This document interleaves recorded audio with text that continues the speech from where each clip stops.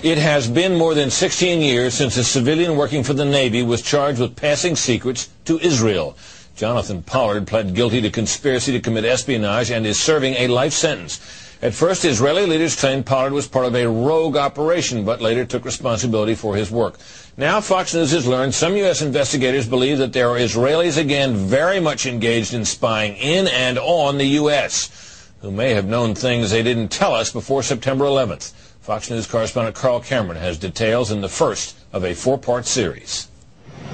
Since September 11th, more than 60 Israelis have been arrested or detained, either under the new Patriot anti-terrorism law or for immigration violations. A handful of active Israeli military were among those detained, according to investigators, who say some of the detainees also failed polygraph questions when asked about alleged surveillance activities against and in the United States. There is no indication that the Israelis were involved in the 9/11 attacks, but investigators suspect that the Israelis may have gathered intelligence about the attacks in advance and not shared it. A highly placed investigator said there are, quote, tie-ins, but when asked for details, he flatly refused to describe them, saying, quote, evidence linking these Israelis to 911 is classified. I cannot tell you about evidence that has been gathered. It's classified information. Fox News has learned that one group of Israelis, spotted in North Carolina recently, is suspected of keeping an apartment in California to spy on a group of Arabs who the United States is also investigating for links to terrorism. Numerous classified documents obtained by Fox News indicate that even prior to September 11th, as many as 140 other Israelis had been detained or arrested in a secretive and sprawling investigation into suspected espionage by Israelis in the United States. Investigators from numerous government agencies are part of a working group that's been compiling evidence since the mid-90s. These documents detail hundreds of incidents in cities and towns across the country that investigators say, quote, may well be an organized intelligence gathering activity. The first part of the investigation focuses on Israelis who say they are art students from the University of Jerusalem and Bezalel Academy. They repeatedly made contact with U.S. government personnel, the report says, by saying they wanted to sell cheap art or handiwork. Documents say they, quote, targeted and penetrated military bases, the DEA, FBI, and dozens of other government facilities, and even secret offices and unlisted private homes of law enforcement and intelligence personnel. The majority of those questioned, quote, stated they served in military intelligence, electronic surveillance intercept, and or explosive ordnance units. Another part of the investigation has resulted in the detention and arrests of dozens of Israelis at American Mall kiosks, where they've been selling toys called Puzzle Car and Zoomcopter. Investigators suspect a front. Shortly after the New York Times and Washington Post reported the Israeli detentions last month, the carts began vanishing. Zoomcopter's webpage says, we are aware of the situation caused by thousands of mall carts being closed at the last minute.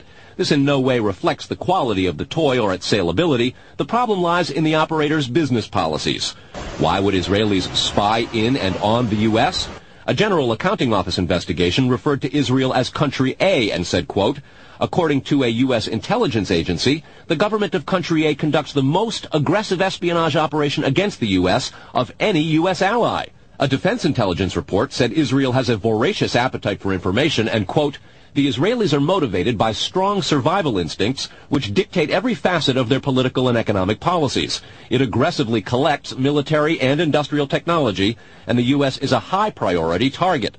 The document concludes, quote, Israel possesses the resources and technical capability to achieve its collection objectives. A spokesman for the the Israeli embassy here in Washington issued a categorical denial, saying any suggestion that Israelis are spying in or on the U.S. is, quote, simply not true. There are other things to consider, and in the days ahead, we will take a look at the U.S. phone system and law enforcement's methods for wiretaps, and an investigation into the possibility that both have been compromised by our friends and allies overseas. Brett? Carl, what about this question of advanced knowledge of what was going to happen on 9/11? How clear are investigators that some Israeli agents may have known something? Well, it's very explosive information, obviously, and there's a great deal of evidence that they say they have collected. None of it necessarily conclusive.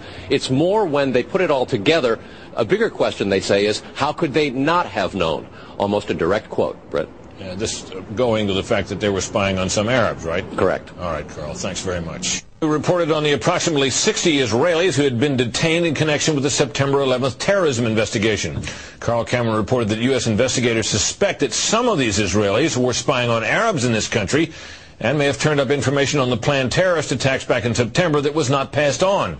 Tonight, in the second of 4 reports on spying by Israelis in the U.S., we learn about an Israeli-based private communications company for whom a half dozen of those 60 detained suspects worked. American investigators fear information generated by this firm may have fallen into the wrong hands and had the effect of impeding the September 11th terror inquiry. Here's Carl Cameron's second report. Fox News has learned that some American terrorism investigators fear certain suspects in the September 11th attacks may have managed to stay ahead of them by knowing who and when investigators are calling on the telephone. How?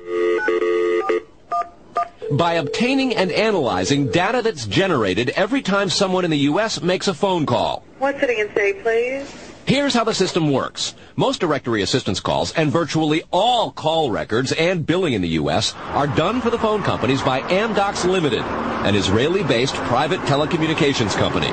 Amdocs has contracts with the 25 biggest phone companies in America and more worldwide. The White House and other secure government phone lines are protected, but it is virtually impossible to make a call on normal phones without generating an Amdocs record of it. In recent years, the FBI and other government agencies have investigated Amdocs more than once. The firm has repeatedly and adamantly denied any security breaches or wrongdoing.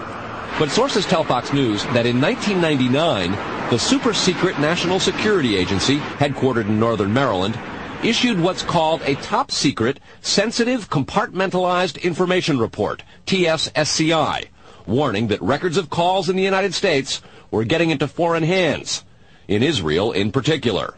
Investigators do not believe calls are being listened to, but the data about who's calling whom and when is plenty valuable in itself. An internal Amdocs memo to senior company executives suggests just how Amdocs-generated call records could be used. Quote, widespread data mining techniques and algorithms, combining both the properties of the customer, like credit rating, and properties of the specific behavior such as whom the customers are calling.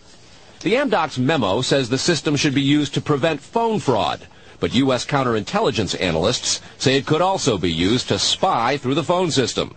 Fox News has learned that the NSA has held numerous classified conferences to warn the FBI and CIA how Amdocs records could be used. At one NSA briefing, a diagram by the Argonne National Lab was used to show that if the phone records are not secure, major security breaches are possible. Another briefing document said, quote, it has become increasingly apparent that systems and networks are vulnerable. Such crimes always involve unauthorized persons or persons who exceed their authorization, acting on exploitable vulnerabilities. Those vulnerabilities are growing because, according to another briefing, the U.S. relies too much on foreign companies like Amdocs for high-tech equipment and software. Quote, many factors have led to increased dependence on code developed overseas. We buy rather than train or develop solutions. U.S. intelligence does not believe the Israeli government is involved in a misuse of Amdocs information, and Amdocs insists that its data is secure. What U.S. government officials are worried about, however, is the possibility that Amdocs data could get into the wrong hands, particularly organized crime, and that would not be the first time that such a thing has happened.